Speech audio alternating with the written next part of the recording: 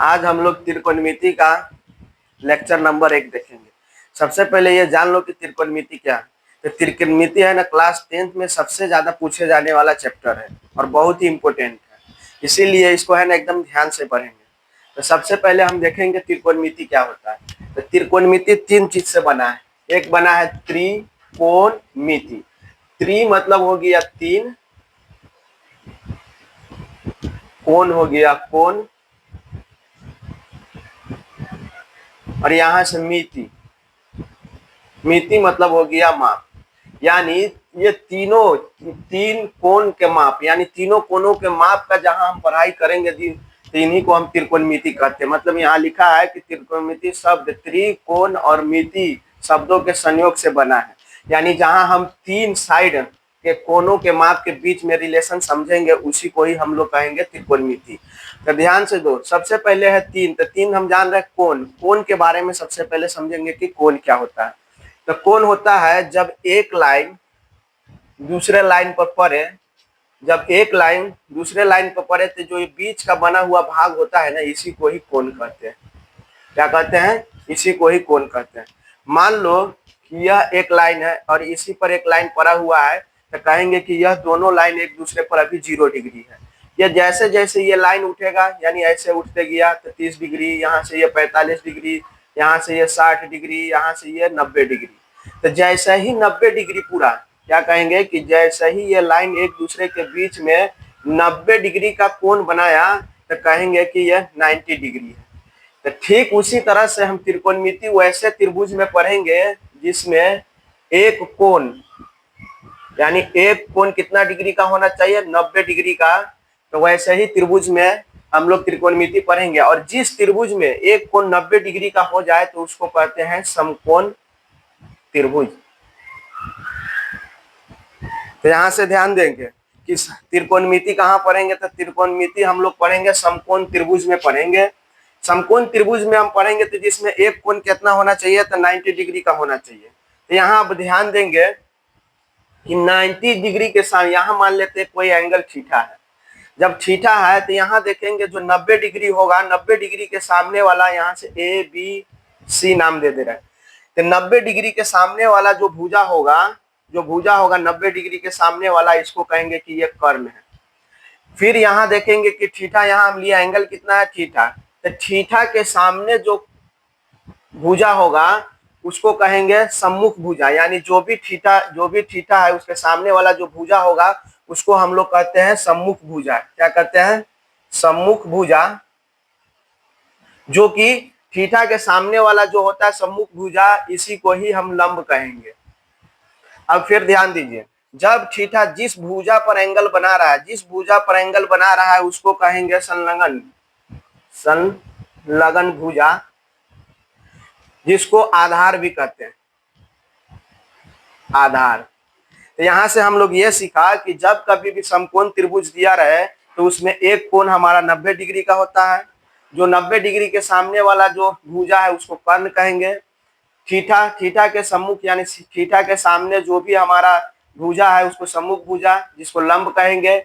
जहां थीटा, जिस भुजा पर हमारा थीटा बना है, यानी जहां पर एंगल बना है, उसको संलग्न भुजा कहेंगे, जो कि इसको हम आधार कहेंगे।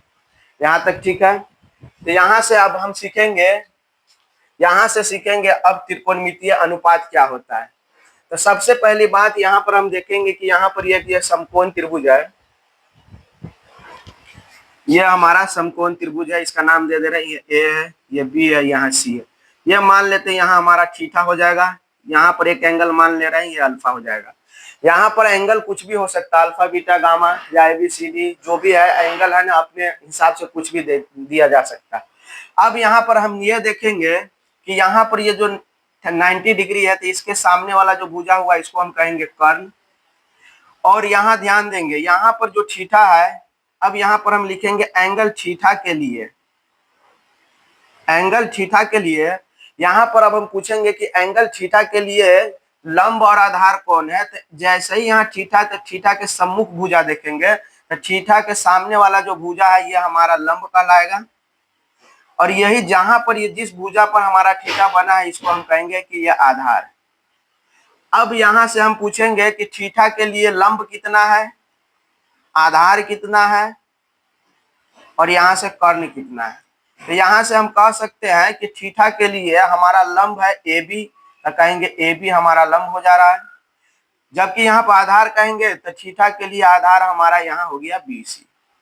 और कर्ण क्या होगा, तो कर्ण हमारा यहाँ 90 डिग्री के सामने जो एसी है तो यहाँ से एसी होगा। ठीक उसी तरह से अगर हम यहाँ पर कह दें कि एंगल अल्फा के लिए, अब बोल रहे हैं एंगल अल्फा के लिए, तो यहाँ ध्यान देंगे एंगल अल्फा के लिए फिर हम यहाँ से पूछेंगे कि लंब क्या होगा, आधार क्या होगा, कर्ण क्या होगा। तो फिर यहाँ हम ध्यान देंगे कि अल्फा के लिए लंब, तो अल्फा किस लिए, तो अल्फा के सामने सम्मुख भुजा देखेंगे कि कौन है, तो अल्फा के सामने एकदम सम्मुख भुजा आ रहा है बीसी। तो जब भी सामने आएगा तो ये अल्फा बीसी हमारा क्या हो जाएगा, ये हमारा लंब हो जाएगा अल्फा एंगल के लिए। ठीक उसी तरह से अगर ये अल्फा हमारा बीसी हो गया तो अल्फा किस भुजा पर बना है, यहाँ पर बना है, तो ये अल्फा के लिए ये हमारा आधार हो जाएगा। और यहाँ कर्ण क्या होगा, तो कर्ण हमारा यहाँ पर हो जाएगा 90 डिग्री के सामने वाला जो कर्ण हमारा एसी है, तो एसी। यहाँ से हम निष्कर्ष निकाल सकते हैं कि यानी जो लंब और आधार जो होता है ये चेंज हो सकता है एंगल के हिसाब से, लेकिन कर्ण जो होता है यहाँ पर ये 90 डिग्री के सामने ही होता है, जो कि दोनों एंगल के लिए एक ही कर्ण होगा। तो यहाँ तो ये क्लियर हो गया। तो अब यहाँ से सीखेंगे कि त्रिकोणमितीय अनुपात क्या होता है। तो सबसे पहले हम जानेंगे कि त्रिभुज, समकोण त्रिभुज में 3 भुजा होता है। समकोण त्रिभुज में 3 भुजा होता है। मान लेते हैं यहाँ पर ये कोई ABC एक त्रिभुज है, समकोण त्रिभुज 90 डिग्री, 90 डिग्री के सामने वाला हमारा यहाँ कर्ण है। अगर इसको हम थीटा मान लेते तो थीटा के सामने वाला हमारा लंब हो जाता है और ये हमारा आधार हो जाएगा। अब यहाँ पर हम अनुपात पढ़ेंगे तो एक शब्द आया है अनुपात। तो अनुपात का मतलब क्या होता है, तो अनुपात का मतलब होता है तुलना। तुलना क्या होता है, जैसे हम लोग कभी एग्जाम टेस्ट देते हैं, 50 नंबर का है, मान लिया उसमें 40 नंबर हमने लाया, 50 में 40 लाया, इसका मतलब है कि आपका तुलना किया गया कि 50 में आपने कितना लाया, तो 40 लाया, मतलब आपका तुलना हुआ कि 50 में आपने 40 लाया। ठीक उसी तरह से मान लीजिए कि कोई लड़का है, उसका हाइट 5 है, कोई छोटा बच्चा है 3 है। अब इस दोनों के बीच में हम तुलना करेंगे, तो तुलना कैसे करेंगे, तो कहेंगे कि 5 है, 5 के मुकाबले में 3 आया है हाइट। तो इस तरह से हम कह सकते हैं कि तुलना की है, मतलब इसको हम अनुपात में लिख सकते हैं, तो 5 अनुपात यहाँ 3 यानी 3/5। तो इस तरह से हम कह सकते हैं कि तुलना की है। ठीक उसी तरह से यहाँ पर अगर हम तुलना करेंगे, यहाँ पर हमारा समकोण त्रिभुज में 3 भुजा है, एक कर्ण है, एक लंब है, एक आधार है। ये तीनों भुजा को आपस में 2-2 करके तुलना करेंगे। कैसे, तो देखते हैं पहले लंब का तुलना कर्ण, यानी कर्ण में कर्ण का तुलना करेंगे लंब से। ठीक उसी तरह से फिर कर्ण का आधार से किया।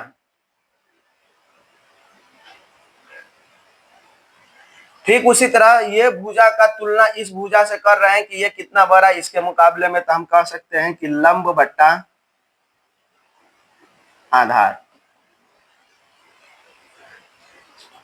यहां जो लिखा गया है ठीक उल्टा आप करते हैं, इस बार कर्ण और लंब को उल्टा करते हैं, तो यहाँ पर होगा ये कर्ण बट्टा लंब।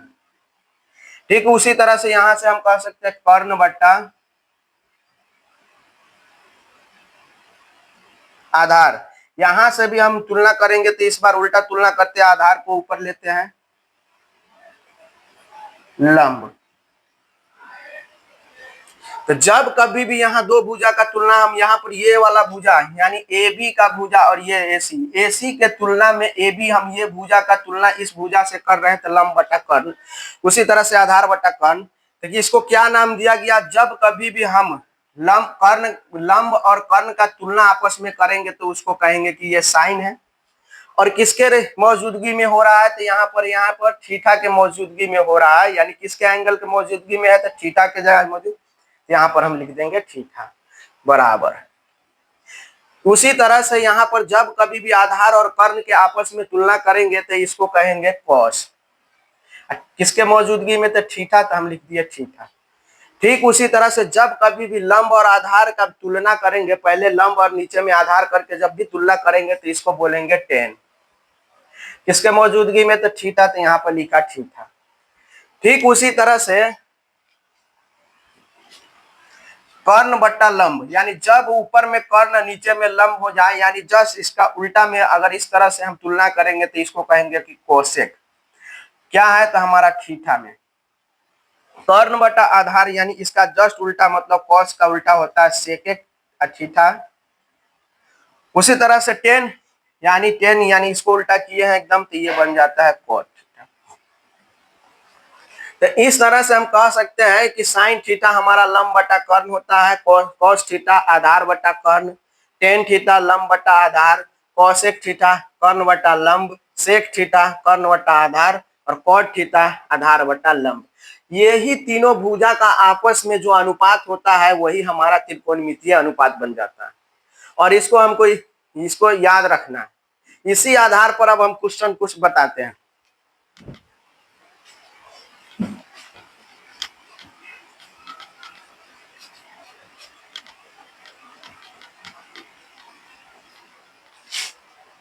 जैसे एक कोई समकोण त्रिभुज दिया है, ये ए है, ये बी, ये सी।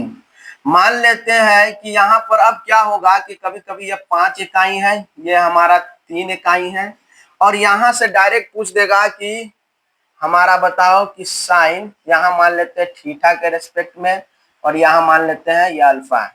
यहाँ से पूछेगा कि साइन थीटा क्या होगा, कॉस थीटा क्या हो जाएगा, और एक और बोल देते हैं, यानी मान लीजिए कोई कह दे कि साइन थीटा इंटू 10 अल्फा का वैल्यू क्या होगा। यहाँ से हम लिखते हैं कि साइन अल्फा क्या होगा। इसी तरह से अगर पूछ दे यहाँ पर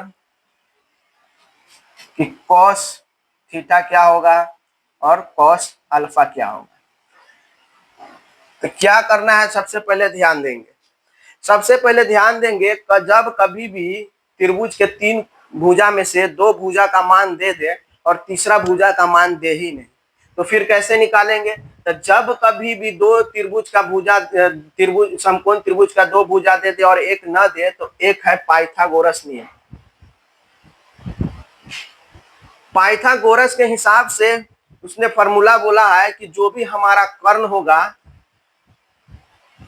कर्ण का स्क्वायर, ये लंब का स्क्वायर प्लस आधार का स्क्वायर होगा।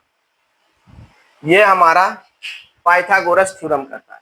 तो यहां से हमको याद रखना पड़ेगा कि ये जो लंबा है, जो ये कर्ण है, कर्ण का स्क्वायर ये लंब का स्क्वायर प्लस में आधार के स्क्वायर के बराबर होता है पाइथागोरस के हिसाब से। अब इसी फॉर्मूला से यूज करके हम तीसरा निकाल सकते हैं। तो कैसे? तो यहाँ देखेंगे कि कर्ण कितना है, तो कर्ण हमारा AC है, तो यहाँ से लिखेंगे AC का स्क्वायर। लंब कितना है? लंब हमारा AB है, तो यहाँ से लिखेंगे AB का स्क्वायर प्लस आधार कितना है? BC, तो यहाँ से हम लिखेंगे BC का स्क्वायर।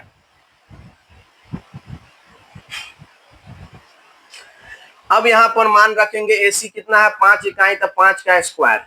AB हमारा कितना है? नहीं है, तो इसको ऐसे ही रहने देते हैं प्लस BC कितना है? 3 है, तो यहाँ से हम लिखेंगे 3 का स्क्वायर। यहाँ हो जाएगा 25, 5 का स्क्वायर मतलब 5 को 2 बार गुना करना है। AB यहाँ, तो हम यहाँ से लिखेंगे AB का स्क्वायर प्लस में यहाँ 3 का 9 हो जाए। ये प्लस में उधर जाएगा तो माइनस में, तो हम यहाँ से कह सकते हैं कि AB स्क्वायर यहाँ 25, ये प्लस में उधर जाएगा माइनस में, तो यहाँ से हो जाएगा 16, यानी AB का स्क्वायर यहाँ 16। यहाँ स्क्वायर है, जब कभी भी बराबर से उधर जाएंगे तो उसको हम कहेंगे कि रूट में हो जाएगा। यहाँ से रूट में 16, तो यहाँ से हम कह सकते हैं 16 का रूट तोड़ेंगे तो 4। तो यहाँ से AB का भी मान कितना निकल गया? 4 निकल गया। अब यहाँ से हमारा निकलना है कि साइन थीटा क्या होगा, साइन अल्फा क्या होगा। तो ध्यान देंगे सबसे पहली बात कि साइन क्या होता है, पहले फॉर्मूला देखेंगे कि साइन क्या है। तो यहाँ पर हम जानते हैं साइन होता है लंब बटा कर्ण, तो हम यहाँ पर लिख लेते हैं कि ये होता है लंब बटा कर्ण, जो कि यहाँ पर अब देख लेंगे कि लंब बट्टा जो कर्ण है, तब यहाँ देखेंगे कि थीटा है। पहले साइन देखा, अब थीटा देखा।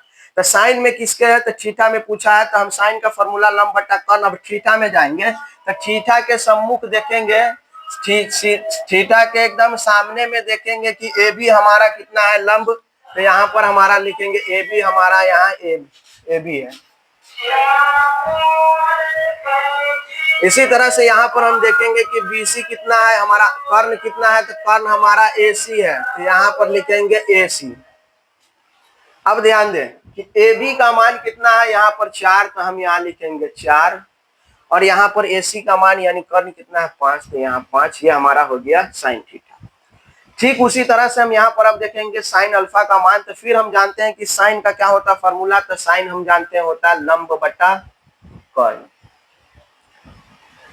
अब क्या है, इस बार अल्फा दिया है, तो अल्फा के लिए देखेंगे कौन सा है सम्मुख, तो अल्फा के सामने सम्मुख कौन है, तो बीसी, तो यहाँ से हो जाएगा बीसी हमारा लंब हो जाएगा, और ये हमारा लंब हो गया, तो ये हमारा जिस एंगल पर, जिस भुजा पर एंगल बना है वो हमारा आधार हो जाएगा, तो यहाँ से कहेंगे कि ए बी हमारा आधार हो। कर्ण चाहिए, कर्ण हमारा होगा ए सी, तो यहाँ से लिखेंगे ए सी। तो यहाँ लंब कितना है, तो 3 आया, तो 3 लिखेंगे, ए सी हमारा 5 हुआ, तो यहाँ से 5 लिखेंगे। अब फिर हम आगे देखते हैं, यहाँ पर अब है tan theta into tan alpha का मान कितना होगा, तो यहाँ से ये बनाएंगे, मान लीजिए टेन का हमको फॉर्मूला याद होना चाहिए, क्या होता है टेन, तो टेन का होता है लंब बट्टा आधार। क्या होता है, लंब बट्टा आधार। अब हम क्या करेंगे कि लंब बटा आधार होता है, तो यहां से अब देखेंगे कि टेन थीटा में, तो टेन थीटा में लंब कितना है, तो यहां से देखेंगे टेन थीटा में लंब हमारा ए बी है, तो यहाँ लिखेंगे ए बी इंटू आधार कितना होगा टेन थीटा में, अगर थीटा के सामने ये हमारा लंब है तो ये हमारा आधार हो जाएगा, यानी बी सी हमारा हो गया आधार। फिर इंटू है तो इंटू, इस बार टेन अल्फा में है, तो टेन अल्फा में अल्फा के सामने वाला हमारा लंब कितना है, यहाँ से हो गया बी सी बाई।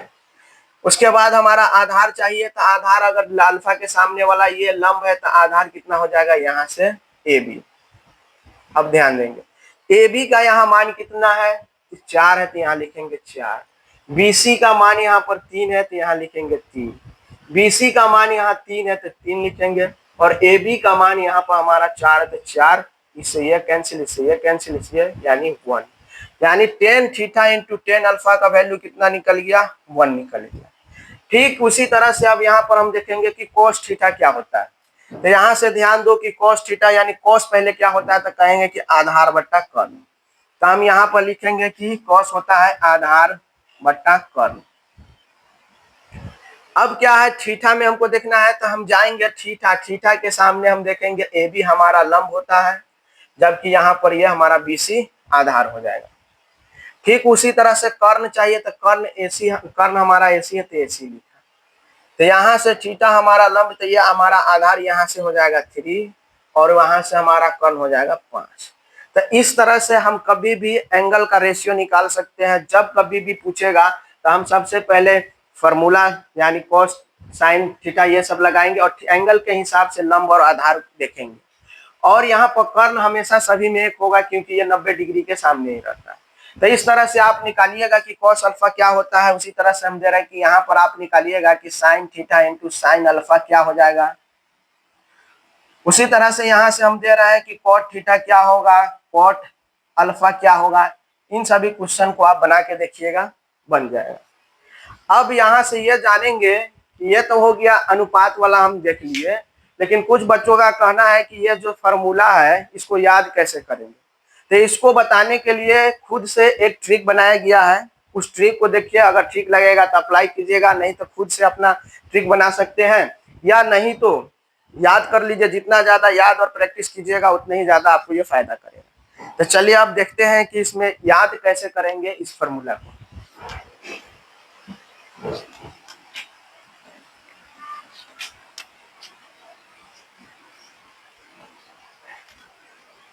जैसे देखिए यहां लिखा गया है कि साइन थीटा होता है लंब बटा कर्ण। तो यहां ध्यान दीजिए, साइन से कैसे याद करेंगे, ध्यान दीजिए। जब कभी भी कोई भी आदमी साइन करता है तो देखिएगा कि सबका साइन करने का तरीका एकदम अलग होता है।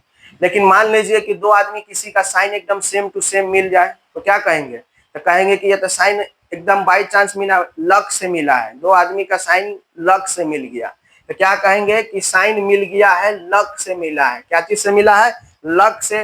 तो ल से हम याद कर लेंगे लंब और क से याद कर लेंगे कर्ण। इसका मतलब ये हुआ कि साइन थीटा का यानी साइन में हमेशा लंब बटा कर्ण। कैसे? तो साइन कभी भी दो आदमी का नहीं मिलेगा, लेकिन मिलेगा तो लग से, तो ल से लंब, क से कर्ण। अब आ जाइए कॉस। कॉस के लिए कैसे याद करेंगे? कॉस के जगह पर हम इसको पढ़ लेंगे कस के।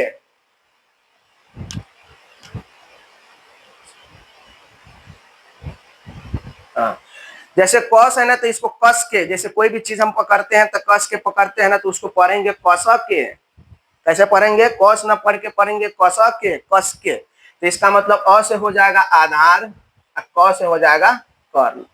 तो इसका मतलब यह हुआ कि जब कभी भी आप कॉस पढ़िए तो मन में पढ़िए कस के, मतलब कस के पकड़ना, कस अ के, अ से आधार, क से कर्ण। अब आ जाइए कौशिक है।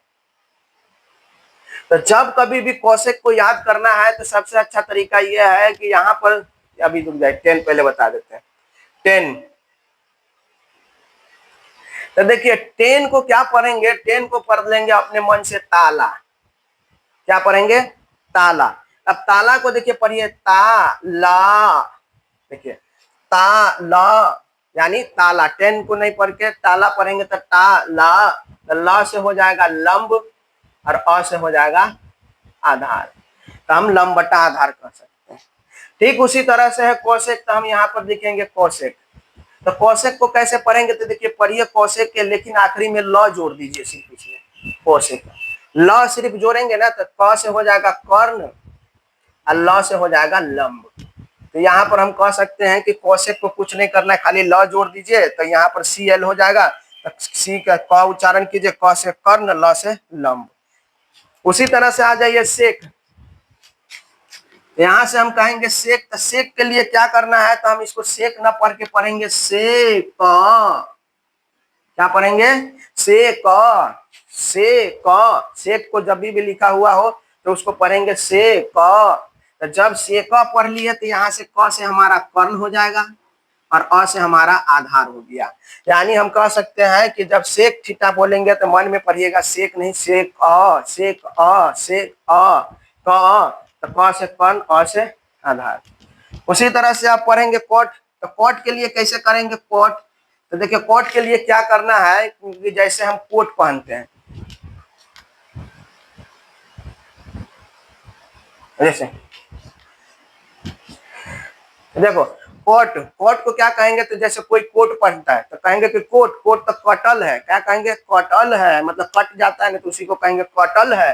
तो कटल है, अल है, तो अ से यहाँ आधार, अल्लाह से यहाँ लंब। तो इसको कहेंगे आधार, आधार बटा लंब।